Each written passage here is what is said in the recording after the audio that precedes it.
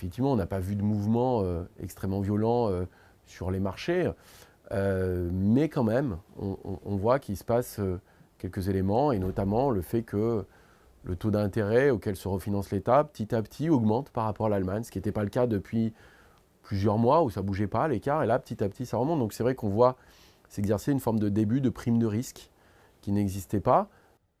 À la santé et à l'éducation, mais d'un point de vue public, qui contribue beaucoup à la réduction des inégalités, mais on le voit moins.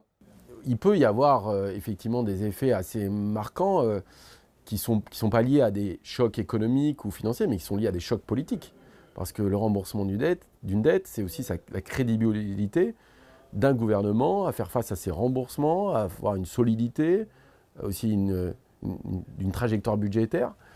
Et donc, effectivement, des mouvements politiques qui pourraient être radicaux remettent en cause cette gestion budgétaire, ou même la capacité à rembourser, voire même à rester dans un certain nombre, dans un cadre par exemple européen.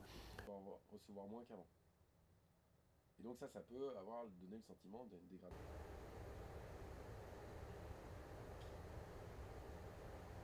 On a peu d'éléments de certitude sur les évolutions budgétaires à venir, et donc les mesures qui pourraient être prises aujourd'hui n'ont rien à voir avec des mesures de crise.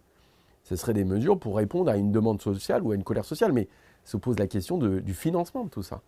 Et si ce n'est pas un financement, vous créez des déficits permanents qui posent un problème pour la soutenabilité de la dette, et donc n'amènent pas à rassurer les investisseurs qui prêtent de l'argent à 5, 10, 20 ans, et qui risquent d'exiger de plus en plus une prime de risque, parce que plus il y a du risque, plus vous exigez en contrepartie de prêter, mais à un taux élevé. Et plus le taux est élevé, plus ça coûte cher aussi à l'État.